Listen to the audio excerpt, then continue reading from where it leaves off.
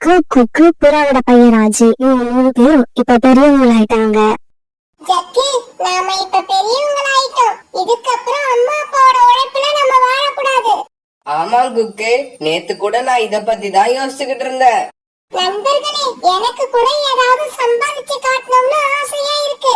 அப்படின்னா ஒண்ணு பண்ணுவோம். நாளைக்கே நாம 3 பேரும் சம்பாதிக்க கிளம்புவோம்.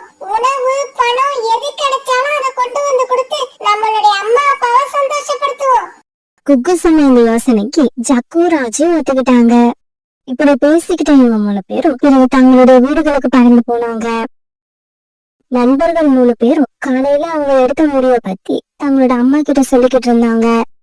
இங்க பாரு குக்கு, நீ எவ்வளவு சம்பாரிச்சு எடுத்துட்டு வரங்கிறது முக்கியம் இல்ல, அதை எப்படி சம்பாதிக்க போற அதுதான் முக்கியம். நீ தானியங்களை எடுத்துட்டு வந்தாலும் சரி, பழங்களை எடுத்துட்டு வந்தாலும் சரி, இல்ல தங்க காசுகளை எடுத்துட்டு வந்தாலும் சரி, நீ எடுத்துட்டு வர அந்த பொருள் நேர்மையான முறையில சம்பாதிச்சுதான் இருக்கணும். அம்மா, நீங்க சொன்னபடி நான் நேர்மையான முறையில சம்பாதிக்க தான் முயற்சி பண்ணுவேன். ஒருவேளை எனக்கு எதுவுமே கிடைக்கலன்னா என்ன பண்றதுன்னு பயமா இருக்கு. ஏன்னா கோரி ஆண்டிக்கும் ராணி ஆண்டிக்கும் எதிரில நீங்க அவமானப்பட வேண்டி வரும். குக்கு, நீ நேர்மையான முறையில நடந்து வெறும் கைய வீசிக்கிட்டு வந்தாலும் அம்மாவுக்கு அவமானம் வராது. அதே சமயம் குறுக்கு வழியில போய் எவ்வளவுதான் சம்பாதிச்சுட்டு வந்தாலும் அதுதான் எனக்கு அவமானத்தை கொடுக்கும். இதே மாதிரி கோரிக்காயமும் அதோட பையன் ஜாக்குவும் தங்களோட கூட்டுல படுத்து பேசிக்கிட்டு இருந்தாங்க. டேய் ஜக்கு, நாளைக்கு நீ திரும்பி வர்றப்ப குக்குவும் ராஜுவும் கொண்டு வர்றதை விட நிறைய கொண்டு வரணும். நீ என்ன வேணாலும் செய், அம்மா அத பத்தி கவலைப்பட மாட்டேன். ஆனா கை நிறைய எடுத்துக்கிட்டு வரணும். சுருக்கமா சொல்லணும்னா, நீ எப்படி சம்பாதிக்கிறங்கிறது முக்கியம் கிடையாது, நீ எவ்வளவு சம்பாதிக்கிறங்கிறது தான் முக்கியம். அம்மா, அதுக்காக குறுக்கு வழியில கூட போகலாமா? இங்க பாருடா ஜக்கு, வயசான பறவைகளா இருந்தாலும் சரி, இல்ல சின்ன பறவைகளா இருந்தாலும் சரி, அவங்க கிட்ட தானியங்களோ பழங்களோ இல்ல பணமோ இருக்குன்னு வச்சுக்க, அத அவங்க கிட்ட இருந்து எப்படியாவது எடுத்துக்கிட்டு வந்துடணும். ஏன்னா அவங்களாலதான் நம்மள வேகமா விரட்டிக்கிட்டு வர முடியாது. ஜக்கு, எப்படி என்னோட ஐடியா? அம்மா, உங்க ஐடியா சூப்பரா இருக்கு. நாளைக்கு பாருங்க, எங்க 3 பேர்ல நான் தான் நிறைய சம்பாரிச்சுக்கிட்டு வருவேன். அம்மா, நாளைக்கு நடக்க போறத நினைச்சா எனக்கு ரொம்ப பயமா இருக்கு. இங்க பாருடா ராஜி, தயவு செஞ்சு வெறுங்கையோட வந்துடாத. மத்தவங்க சம்பாரிச்சுக்கிட்டு வரத பாதியாவது நீ எடுத்துக்கிட்டு வரணும். அம்மா, எனக்கு எதுவுமே கிடைக்கலன்னா என்ன பண்றது? டேய் ராஜி, உன் கூட ஜக்குவும் குக்குவும் வராங்கல்ல, அப்புறம் ஏன் பயப்படுற? அவங்க 2 பேரும் என்ன பண்றாங்கன்னு பாரு. அப்படி பார்த்தனா அதுல இருந்தே உனக்கு ஒரு ஐடியா வரும். மறுநாள் பொழுது விடிஞ்சிச்சு. சோனா குருவி, கோரிக்காக, ராணிபுரா இவங்க 3 பேரும் தங்களோட பிள்ளைங்க கூட ஒரு பெரிய மரத்தடிக்கு வந்து சேர்ந்தாங்க. டேய், ராத்திரி அம்மா சொன்னதெல்லாம் ஞாபகம் இருக்கா? அம்மா, நான் எதையும் மறக்கல, எல்லாம் ஞாபகம் இருக்கு. டேய் ராஜி, ஜக்குவையும் குக்குவையும் கவனிச்சுக்கிட்டே இரு. அப்பதான் உன்னால எதையாவது சம்பாதிக்க முடியும். அவங்க எடுத்துக்கிட்டு வரதுல பாதியாவது எடுத்துக்கிட்டு வா. குக்கு, உன் முகத்தை பார்த்தா பதட்டமா இருக்கிற மாதிரி இருக்கு, தைரியமா போயிட்டு வா. அம்மா இப்படி சொன்ன உடனே குக்கு அம்மாவை கட்டி பிடிச்சுக்கிட்டான். அம்மா அம்மா, அங்க பாருங்க, குக்கு என்னமோ வெளிநாடு போற மாதிரி அவங்க அம்மாவை கட்டி பிடிச்சுக்கிட்டு அழுகுறான். அவனை பார்த்தா எனக்கு சிரிப்பு தான் வருது. பிறகு இவங்க 3 பேரும் அங்கிருந்து பறக்க ஆரம்பிச்சாங்க. கொஞ்ச தூரம் போனதுக்கு அப்புறம் 3 பேரும் தனித்தனியா பறக்க ஆரம்பிச்சாங்க. இதே சமயத்துல பரந்த மகாராஜா தன்னோட அரண்மனையில இப்படி பேச ஆரம்பிச்சாரு. இங்க பாரு ரோசி, நம்மளோட கஜானாவை பாதுகாக்க எனக்கு ஒரு நம்பிக்கையான பறவை தேவைப்படுது. நீ வயசான மாதிரி வேஷம் போட்டுக்கிட்டு ஒரு பை நிறைய தங்க நாணயங்கள் மாதிரி இருக்கிற இரும்பு நாணயங்களை எடுத்துக்கிட்டு போ. அந்த நாணயங்கள் மேல ஆசைப்படாம உனக்கு உதவி செய்யற பறவையை என்கிட்ட அழைச்சிக்கிட்டு வா. அந்த பறவையை நான் அரண்மனையோட கஜானா மந்திரியா நியமிக்க போறேன். பரந்த மகாராஜா இப்படி சொன்னதும் ரோசிக்கு வயசான மாதிரி வேஷம் போட்டுக்கிட்டு போலி நாணயங்களை எடுத்துக்கிட்டு அரண்மனையில இருந்து பறந்து போச்சு. இப்படி போன ரோசிக்கிளி ஒரு நதிக்கரையில போய் உட்கார்ந்தது. கொஞ்ச நேரம் கழிச்சு ஜக்கு அந்த வழியா பறந்து வந்தான். ஜக்குவை பார்த்து ரோசிக்கிளி அவனை பார்த்து குரல் கொடுத்துச்சு. தம்பி தம்பி, ஒரு நிமிஷம் நில்லு. இந்த மூட்டையை என்னோட வீடு வரைக்கும் தூக்கிக்கிட்டு வந்து கொடுக்க முடியுமா? எனக்கு ரொம்ப வயசானதால இதை என்னால தூக்க முடியல. இந்த வயசான கிளிய பார்த்ததும் ஜக்குவுக்கு தன்னோட அம்மா சொன்னது ஞாபகம் வந்துச்சு. இங்க பாருடா ஜக்கு, வயசான பறவைகளா இருந்தாலும் சரி இல்ல சின்ன பறவைகளா இருந்தாலும் சரி, அவங்க கிட்ட தானியங்களோ பழங்களோ இல்ல பணமோ இருக்குன்னு வச்சுக்க, அத அவங்க கிட்ட இருந்து எப்படியாவது எடுத்துக்கிட்டு வந்துடணும். ஏன்னா அவங்களாலதான் நம்மள வேகமா விரட்டிக்கிட்டு வர முடியாது. பாட்டி, இந்த மூட்டையில என்ன இருக்கு? தம்பி, இந்த மூட்டையில விலை மதிப்பில்லாத பொருட்கள் இருக்கு. அப்படியா? அப்படின்னா கவலைப்படாதீங்க பாட்டி, இத நான் தூக்கிக்கிட்டு வரேன். இப்படி சொன்ன ஜக்கு பிறகு அந்த மூட்டையை தொட்டுட்டு அந்த கிளி கூட பறந்து போனா. கொஞ்ச தூரம் போன உடனே ஜக்கு அந்த கிளியை ஏமாத்திட்டு வேற வழியில பறக்க ஆரம்பிச்சான். இப்படி போன ஜக்கு ரொம்ப தூரம் போனதுக்கு அப்புறம் ஒரு மரத்துல உட்கார்ந்து அந்த மூட்டையை பிரிச்சான். இப்படி பிரிச்ச ஜக்கு அதுக்குள்ள தங்க நாணயங்கள் இருக்கிறத பார்த்துட்டு ரொம்பவும் சந்தோஷமானா. இவ்வளவு சீக்கிரமா நான் தங்க நாணயங்களை சம்பாதிப்பேன்னு நினைக்கவே இல்ல. இத பார்த்தா அம்மா ரொம்ப சந்தோஷப்படுவாங்க. மூட்டையை தூக்கிட்டு வந்த ஜக்கு தன்னை ஏமாத்திட்டு போனதால ரோசி கிளி உடனே அரண்மனையை நோக்கி பறக்க ஆரம்பிச்சது. அரண்மனைக்கு போன ரோசி கிளி மகாராஜா கிட்ட நடந்தது எல்லாத்தையும் சொல்லுச்சு. சரி, போனது போகட்டும். நீ மறுபடியும் போலி நாணயங்களை எடுத்துக்கிட்டு போய் அதே நதிக்கரையில உக்காந்துரு. இந்த சமயத்துல ராஜு மரத்து மேல உட்கார்ந்துள்ள ஜக்குவை பார்த்துட்டு அங்க போனா. ஜக்கு, உனக்கு இவ்வளவு தங்க நாணயங்கள் எங்க இருந்து கிடைச்சது? நான் தண்ணி குடிக்கிறதுக்காக நதிக்கரைக்கு போனேன். அங்க ஒரு வயசான கிளி உட்கார்ந்து இருந்தது. அந்த கிளி தான் எனக்கு இந்த மூட்டையை கொடுத்துச்சு. நதிக்கரைக்கு தண்ணி குடிக்க போன எனக்கு இப்படி ஒரு அதிர்ஷ்டம் அடிச்சது. உடனே ராஜுவும் நதிக்கரையை நோக்கி பறந்து போனா. தம்பி, ஒரு காகம் தங்க நாணயங்கள் இருந்த என்னோட மூட்டைய என்னை ஏமாத்திட்டு தூக்கிட்டு போயிடுச்சு. நீ இந்த மூட்டைய பத்திரமா பாத்துக்க. நான் போய் அந்த காகத்தை தேடி பார்த்துட்டு வரேன்.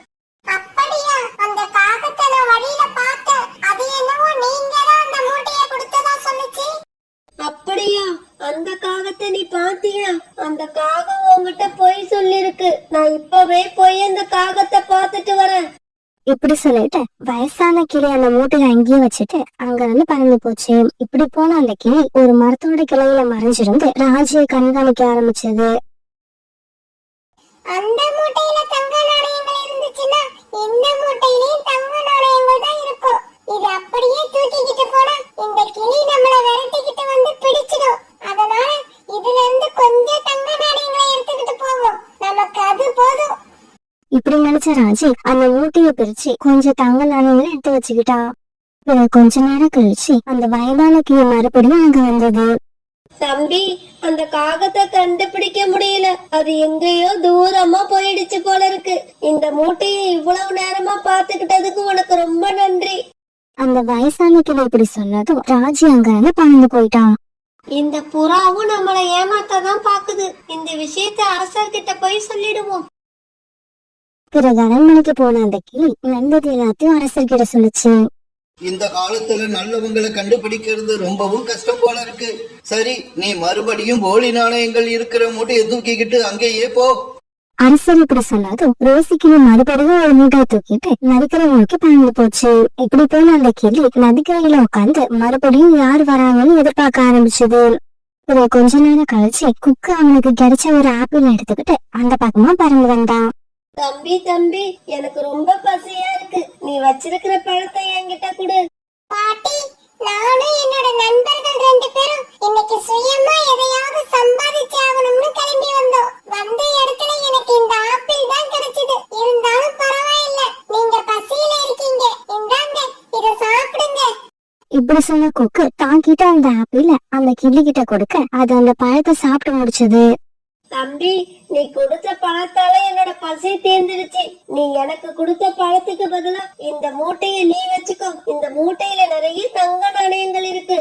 ஒரு பழத்துக்கு பதிலா எதுக்கு நீங்க எனக்கு தங்க நாணயங்கள் கொடுக்கறீங்க? தம்பி, இந்த தங்க நாணயங்கள் என்னோடது கிடையாது. நான் இந்த நதிக்கரைக்கு வந்தப்ப இந்த மூட்டை இங்க இருந்தது. இத பிரிச்சு பார்த்தப்ப அதுக்குள்ள தங்க நாணயங்கள் இருக்கிறத பார்த்தேன். எனக்கோ வயசாயிடுச்சு. இந்த தங்க நாணயங்களை வச்சுக்கிட்டு நான் என்ன பண்ண போறேன்? அதனால இத நீ எடுத்துக்கிட்டு போ. அந்த வயசான கிளி இப்படி சொன்ன உடனே குக்கு அந்த மூட்டையை வாங்கிட்டான். தம்பி, உனக்கு தங்க நாணயங்கள் கிடைச்சதுல சந்தோஷம் தானே? பாட்டி, இந்த தங்க நாணயங்களை நான் எடுத்துக்க போறதில்ல. ஏன்னா இது உங்களுக்கு சொந்தமானதும் இல்ல, எனக்கு சொந்தமானதும் கிடையாது. இந்த மூட்டை யாருதுன்னு விசாரிச்சு அவங்க கிட்ட கொடுக்கணும். அப்படி விசாரிச்சு கொடுக்கறதுக்கு என்கிட்ட நேரம் இல்ல. அதனால நான் இந்த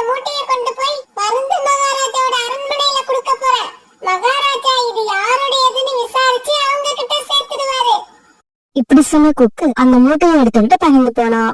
அப்பாட, மகாராஜா கேட்ட மாதிரி ஒரு நல்ல பறவைய கண்டுபிடிச்சிட்டேன். இப்பதான் எனக்கு நிம்மதியா இருக்கு. அம்மா அம்மா இங்க பாருங்க, நான் என்ன கொண்டு வந்திருக்கேன்னு பாருங்க. மூட்டையை பிரிச்சு பார்த்த கோரிக்காவும் சந்தோஷத்துல துள்ளி குதிச்சது. சோனா, ராணி, இங்க வந்து பாருங்க, என் பையன் என்ன கொண்டு வந்திருக்கான்னு. என் பையனை மாதிரி திறமை யாருக்குமே கிடையாது. எப்படியோ ராஜி ஜக்கு மாதிரி நிறைய நாணயங்களை எடுத்துட்டு வரலனாலும் கொஞ்சமாவது எடுத்துக்கிட்டு வந்துட்டேன். இது போதும் எனக்கு. இந்த சமயத்துல குக்கு எதையும் எடுத்துட்டு வராம வெறும் கையை வீசிக்கிட்டு அந்த இடத்துக்கு வந்து சேர்ந்தான். தன்னோட அம்மாவை பார்த்த உடனே குக்குவுக்கு அழுகு வந்துருச்சு. அம்மா, என்ன மன்னிச்சிடுங்கம்மா, என்னால எதையும் எடுத்துக்கிட்டு வர முடியல. இப்படி சொன்ன குக்கு நடந்தது எல்லாத்தையும் தன்னோட அம்மா கிட்ட சொன்னா. குக்கு, கவலைப்படாத, ஒரு வயசான பறவைக்கு உணவு கொடுத்து உதவி செஞ்சிருக்க. அப்புறம் மத்தவங்க பொருள் மேல ஆசைப்படாம அத சரியான இடத்துல ஒப்படைச்சிட்டு வந்திருக்க. இத கேட்க எனக்கு ரொம்ப சந்தோஷமா இருக்கு. இதே சமயத்துல குக்கு பின்னாலேயே பறந்து வந்த மகாராஜாவும் அவருடைய வீரர்களும் அந்த இடத்துக்கு வந்து சேர்ந்துட்டாங்க. மகாராஜா, என்னை ஏமாத்திட்டு போன காகமும் புறாவும் இவங்க 2 பேரும் தான். அந்த வயதான கிளிய அந்த இடத்துல பார்த்த உடனே ஜக்குவுக்கும் ராஜுக்கும் பயம் வந்துருச்சு. உடனே அவங்க 2 பேரும் தன்னுடைய அம்மாவுக்கு பின்னால போய் மறைஞ்சுக்கிட்டாங்க. ஏய் தம்பிகளா, நீங்களும் இந்த குருவி மாதிரி நேர்மையா நடந்திருந்தா இந்த மாதிரி பயந்து போய் உங்க அம்மா பின்னால மறைய தேவையில்லை. இப்படி பேச ஆரம்பிச்ச பரந்த மகாராஜா பிறகு நடந்தது எல்லாத்தையும் சோனா கிட்ட சொல்ல ஆரம்பிச்சாரு. இங்க பாரு குருவி, நான் உன்னோட பையனை இன்னையிலிருந்து என்னோட கஜானா மந்திரியா நியமிக்க போறேன். இனிமே அவன் கை நிறைய சம்பாதிக்க போறான். அது மட்டும் இல்ல, அவனோட நேர்மைக்கு பரிசா ஒரிஜினல் தங்க நாணயங்கள் இருக்கிற இந்த மூட்டைய அவனுக்கு பரிசா கொடுக்கறேன். இப்படி சொன்ன பரந்த மகாராஜா பிறகு தங்க நாணயங்கள் அடங்கிய மூட்டைய குக்குவுக்கு பரிசா கொடுத்தாரு. பிறகு ஜக்குவையும் ராஜையும் பார்த்து பரந்த மகாராஜா இப்படி பேச ஆரம்பிச்சாரு. ஏய் தம்பிகளா, திருட்டுத்தனமும் பேராசையும் ஆரம்பத்துல உங்களுக்கு நிறைய சந்தோஷத்தை கொடுக்கும். ஆனா அது நிலைக்காது. நேர்மையா நடந்துக்கிறவங்க ஆரம்பத்துல கஷ்டப்பட்டாலும் நேரம் வரும்போது அந்த நேர்மை அவங்கள உயர்ந்த இடத்துல கொண்டு போய் உட்கார வைக்கும். நடந்தது எல்லாத்தையும் பார்த்த சோனா குருவி தன்னுடைய பையன் குக்குவை தன் நெஞ்சோட அணைச்சுக்கிட்டு ரொம்பவும் சந்தோஷப்பட்டுச்சு. வேலையை முடிச்சுட்டு ராணா குருவி வீட்டுக்கு திரும்பும் போது சரியான மழை பெஞ்சுக்கிட்டு இருந்தது.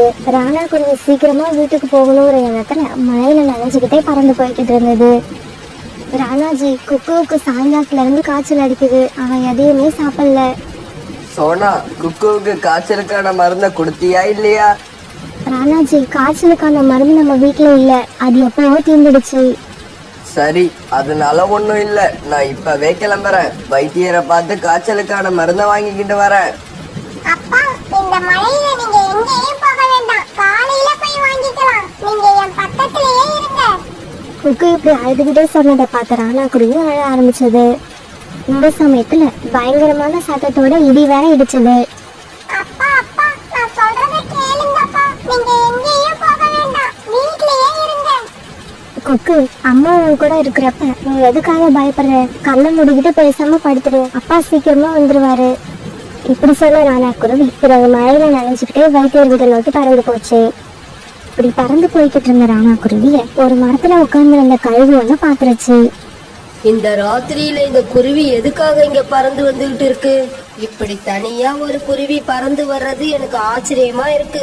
கடவுள் நாம பசியா இருக்கிறத தெரிஞ்சுக்கிட்டு நமக்கான உணவை அனுப்பி இருக்காரு போல இருக்கு. இப்படி சொன்ன கழுகு பிறகு ராணா குருவியை நோக்கி பறந்து போச்சு. குருவி, என்ன மன்னிச்சிடு, எனக்கு பசி ரொம்ப அதிகமா இருக்கு. இங்க பாரு, என்னோட பையனுக்கு உடம்பு சரியில்லை. அவனுக்கு மருந்து வாங்கறதுக்காக போய்கிட்டு இருக்க. இதுக்கப்புறம் நீ உன் பையனை பத்தி எல்லாம் கவலைப்பட தேவையில்லை. ஏன்னா உயிரோட இருக்கிற வரைக்கும் தான் நம்ம மனசுல கவலை இருக்கும். உன்னை நான் கவலை இல்லாத இடத்துக்கு அனுப்பி வைக்கிறேன். தயவு செஞ்சு என்னை விட்டுடு. என் பையன் காய்ச்சலால அவதிப்பட்டுக்கிட்டு இருக்கான். அவனுக்கு நான் உடனே மருந்து வாங்கிக்கிட்டு போயாகணும். எல்லாருக்கும் அவங்கவுங்க கவலை தான் பெருசா இருக்கு. மற்றவங்களை பத்தி கவலைப்படுறதுக்கு நேரமே இல்லை. இப்படி சொன்ன அந்த கழுகு ராணா குருவி மேல பாய்ச்சி அதை தூக்கிட்டு பறந்து போக ஆரம்பிச்சது. இப்படி ராணா குருவியை தூக்கிட்டு போன அந்த கழுகு தன்னுடைய வீட்டுக்கு போனதும் ராணா குருவியை ஒரு இடத்துல கட்டி போட்டது. இந்த சத்தத்தை கேட்டு தூங்கிக்கிட்டு இருந்த கழுகோட பையனையும் எழுந்திரிச்சு உட்கார்னா. அம்மா, இங்க என்ன நடந்துகிட்டு இருக்கு? இந்த குருவிய வேட்டையாடி கொண்டு வந்தீங்களா? ஆமாண்டா பீம், இந்த குருவியை தேடி நான் போகல, இந்த குருவி தான் என்ன தேடி வந்துச்சு. என்னோட கட்டை அவிழ்த்து விடுங்க, என்ன போக விடுங்க. பீம், இந்த குருவிய பாத்துக்க. நான் போய் எங்க அண்ணன் வீட்ல இருந்து கொஞ்சம் விறகு எடுத்துக்கிட்டு வந்துடுறேன். நம்ம வீட்ல உள்ள விறகெல்லாம் ஈரமா இருக்கு, அத பத்த வச்சா நெருப்பு வராது, வெறும் புகை மட்டும்தான் வரும். ஏற்கனவே நான் தூக்கிக்கிட்டு வந்த ஒரு சின்ன பறவை மேல இறக்கப்பட்டு அவுத்து விட்ட மாதிரி இந்த குருவியும் தப்பிச்சு போக விட்டுடாத. இப்படி சொன்ன அந்த கழுகு தன்னோட அண்ணன் வீட்டை நோக்கி பறந்து போச்சு. இங்க பாரு தம்பி, என்னோட பையனுக்கும் உன் வயசுதான் இருக்கும். அவனுக்கு இப்ப காய்ச்சல் அடிக்குது. அவனுக்கு மருந்து வாங்க போய்கிட்டு இருந்தப்பதான் உங்க அம்மா என்ன தூக்கிக்கிட்டு வந்துட்டாங்க. அதுக்கு நான் என்ன பண்ண முடியும்? எங்க அம்மா வேற பசியில இருக்காங்க. இப்ப நான் உங்களை போக விட மாட்டேன். எங்க அம்மா என்ன அடிப்பாங்க. இங்க பாரு தம்பி, என்ன போக விடு. நான் போய் என்னோட பையனுக்கு மருந்து வாங்கி கொடுத்துட்டு கண்டிப்பா திரும்பி வந்துடுறேன். என்ன நம்பு, இது சத்தியம். எங்க அம்மா இத நம்ப மாட்டாங்க. நம்ம கிட்ட மாட்டின பறவைகளை தப்பிச்சு போக விடக்கூடாதுன்னு சொல்லிருக்காங்க. உங்க அம்மாவோட பசிய பத்தி மட்டுமே நீ யோசிக்கிற, என் பையனோட உயிரை பத்தி யோசிக்க மாட்டேங்கிற. இப்ப நான் மருந்து வாங்கிக்கிட்டு போகலன்னா என்னோட பையன் இறந்து போயிடுவான். ராணாக்குருவி இப்படி சொல்லிட்டு அழுததை பார்த்த பீமுக்கு மனசுல இறக்கம் வந்துடுச்சு. சரி, நான் உங்களை போக விடுறேன். தயவு செய்து ஆனா திரும்பி வந்துடுங்க. வரலன்னா எங்க அம்மா என்ன அடிப்பாங்க. இப்படி சொன்ன பீம் பிறகு ராணாக்குருவி கட்டி இருந்த கயித்தை அவுத்து விட்டான். நான் கண்டிப்பா திரும்பி வருவேன். நீ என் மேல வச்ச நம்பிக்கையை நான் காப்பாத்துவேன். இப்படி சொல்லிட்டு ராணாக்குருவி அந்த வீட்டை விட்டு பறந்து போச்சு. இப்படி கழுவோட வீட்டை விட்டு வெளியில பறந்து வந்த ராணாக்குருவி ரொம்பவும் வேகமா வைத்தியர் வீட்டை நோக்கி பறந்து போச்சு. இந்த சமயத்துல தன்னுடைய அண்ணன் வீட்டுல இருந்து விறகு வாங்கிட்டு வந்த கழுகு தன்னுடைய வீட்டுக்கு வந்து சேர்ந்துருச்சு. வீட்டுக்கு வந்த கழுகு ராணாக்குருவி இல்லாத பார்த்துட்டு அதிர்ச்சி ஆயிடுச்சு. டேய் பீம், இங்க கட்டி கிடந்த குருவியை எங்க காணோம்? அதை யாரு அவுத்து விட்டது? கழுகு இப்படி கேட்ட கேள்விக்கு பீம் எந்த பதிலும் சொல்லாம மௌனமா இருந்தான். டேய் பீம், நான் ஒன்னதாண்டா கேக்குறேன், நீ ஏன் இப்படி எந்த பதிலும் சொல்லாம உட்கார்ந்துருக்க? அம்மா, அந்த குருவி சீக்கிரமா திரும்பி வந்துடும். பீம் சொன்னது கேட்டு கோபமான அந்த கழுகு பீமுக்கு ஓங்கி ஒரு அறை கொடுத்தது. திரும்பி வந்துடுமா? திரும்பி அந்த குருவி திரும்பி வர்றதுக்கு அது ஒன்ன மாதிரி முட்டாள் கிடையாது. இந்த மழையில எவ்வளவு கஷ்டப்பட்டு இந்த குருவியை பிடிச்சுக்கிட்டு வந்த, ஆனா நீ ரொம்ப ஈஸியா அதை தப்பிச்சு போக விட்டுட்ட. அந்த குருவியோட பையனுக்கு உடம்பு சரியில்லையா? அவங்க அப்பாவை நாம இங்க அடைச்சு வச்சுட்டா அவனுக்கு யாரு போய் மருந்து வாங்கிட்டு வந்து கொடுப்பா? டேய், இதுக்கு மேல ஏதாவது பேசன இன்னும் என்கிட்ட அடி வாங்குவ. நான் இங்க கொலை பசியில இருக்க, என்கிட்ட போய் பாவத்தை பத்தி பேசிக்கிட்டு இருக்க. நம்ம வீட்டுக்கு வெளியில செத்து போன எலி 2 கிடந்துச்சு. அதுல ஒன்னதான் நான் சாப்பிட்டேன். வேணும்னா நீங்க போய் ஒன்னு எடுத்து சாப்பிடுங்க. இந்த சமயத்துல ராணாக்குருவி வைத்தியர் வீட்டுக்கு போய் சேர்ந்துருந்துச்சு. வைத்தியரே, என்னோட பையனுக்கு காய்ச்சல் அடிக்குது. அவனை நீங்க தான் காப்பாத்தணும். இங்க பாரு ராணா, காய்ச்சலுக்கான மருந்தும் ஜலதோஷத்துக்கான மருந்தும் எப்பவும் எல்லா வீட்லயும் இருக்கணும். இப்படி சொன்ன வைத்தியர் பிறகு காய்ச்சலுக்கான மருந்து எடுத்து கொடுத்தாரு. இந்த மருந்தை எடுத்துக்கிட்டு போய் இப்ப 4 சொட்டு, நாளைக்கு காலையில 4 சொட்டு அவனுக்கு கொடு. இந்த மருந்தை எடுத்துக்கிட்டு ராணாக்குருவி வேகமா தன்னோட வீட்டுக்கு பறந்து போச்சு. சோனாக்குருவி மருந்து வாங்க போட தன்னுடைய கணவரை எதிர்பார்த்து ஜன்னல்ல உட்கார்ந்து தன்னோட கணவர் வரதை பார்த்த சோனாக்குருவி உடனே தாவி போய் குக்கு கிட்ட உட்காந்துச்சு. குக்கு, அழாத, இதோ அப்பா வந்துட்டாங்க. சோனா, இந்த மருந்தை எடுத்து குக்குவுக்கு கொடு. இதே மாதிரி நாளைக்கு காலையிலயும் ஒரு வேலை கொடுக்கணும். சோனாக்குருவி அந்த மருந்தை எடுத்து குக்குவோட வாயில 3 சொட்டு விட்டுச்சு. மருந்து சாப்பிட்ட கொஞ்ச நேரத்துல குக்கு கண்ணை மூடி தூங்க ஆரம்பிச்சான். மறுநாள் பொழுது விடிஞ்சிச்சு. மறுநாள் பொழுது விடிகிற நேரத்துல மழையும் சுத்தமா விட்டு இருந்துச்சு. ஆனா ராத்திரி பூரா கண் வச்சதால சோனாக்குருவியும் ராணாக்குருவியும் அசந்து தூங்கிட்டு இருந்தாங்க. குக்குவோட உடல்நிலை இப்ப சரியா இருந்துச்சு. அதெல்லாம் அவன் கண் வச்சு எழுந்திரிச்சு உட்காந்தான். அம்மா அம்மா, எனக்கு காய்ச்சல் போயிடுச்சு. நான் இப்ப சரியாயிட்டேன். தன்னோட குழந்தை குரலை கேட்டதும் சோனாக்குருவி கண் வச்சு எழுந்திரிச்சிச்சு. ராணாஜி, எழுந்திரிங்க, குக்குவை பாருங்க, எழுந்திரிச்சு உட்காந்துட்டான். சோனாக்குருவி இப்படி சத்தமா சொல்ல அதை கேட்ட ராணாக்குருவி எழுந்திரிச்சு உட்காந்துச்சு. அப்பா, என்னால நீங்களும் அம்மாவும் ரொம்ப கஷ்டப்பட்டுட்டீங்க. அதெல்லாம் இருக்கட்டும் குக்கு, நீ 2 நாளைக்கு வெளியில எங்கேயும் போக கூடாது, வீட்டுல தான் இருக்கணும். ராணா குருவிக்கு இப்பதான் கழுகு வீட்டுக்கு போகணுங்கிற விஷயம் ஞாபகத்துக்கு வந்துச்சு. ராணா குருவிக்கு இந்த விஷயத்த சோனா குருவி கிட்ட சொல்லணும் போல இருந்துச்சு. அப்படி சொன்னா சோனா குருவி தன்னை வெளியில போக விடாது அப்படின்னு நினைச்ச ராணா குருவி இப்படி பேச ஆரம்பிச்சது. சோனா, நான் ஒரு வேலையா வெளியில போக வேண்டியிருக்கு. நம்ம பையனை நீ பத்திரமா பாத்துக்க. ஒரு வேளை நான் திரும்பி வரலன்னா கூட நீ தான் அவனுக்கு அப்பாவா இருந்து அவனை சந்தோஷமா வச்சுக்கணும். இதை கேட்டுட்டு சோனா குருவி அழ ஆரம்பிச்சது. ராணாஜி, என்ன பேச்சு இது? ஏன் இப்படி எல்லாம் பேசுறீங்க? நீங்க எங்க போறீங்க? என்கிட்ட உண்மையை சொல்லுங்க. சோனா குருவி இப்படி கேட்டதும் அதுக்கு மேல உண்மையை மறைக்க முடியாத ராணா குருவி நடந்த விஷயத்தையெல்லாம் சோனா குருவி கிட்ட சொல்லுச்சு. ராணாஜி, நீங்க வீட்லயே இருங்க, உங்களுக்கு பதிலா நான் அங்க போறேன். இங்க பாரு சோனா, ஒரு அம்மாவால அப்பாவா இருக்க முடியும், ஆனா ஒரு அப்பாவால சரியான அம்மாவா இருக்க முடியாது. இப்படி சொன்ன ராணா குருவி உடனே வீட்டை விட்டு வெளியில பறந்து போயிடுச்சு. இப்படி பறந்து போன ராணா குருவி கழுகு வீட்டுக்கு போய் சேர்ந்தப்ப பின் தன்னோட வீட்டு வாசல்ல உட்கார்ந்திருந்தான். தம்பி, நான் வந்துட்டேன். உன்கிட்ட சொன்ன மாதிரியே நான் திரும்பி வந்துட்டேன். அங்கிள், நீங்க திரும்பி வருவீங்கன்னு நான் நினைக்கவே இல்ல.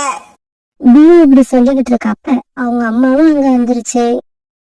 அம்மா, நான் சொன்னேன்ல, அதே மாதிரி அந்த அங்கிள் திரும்பி வந்துட்டாரு பாருங்க.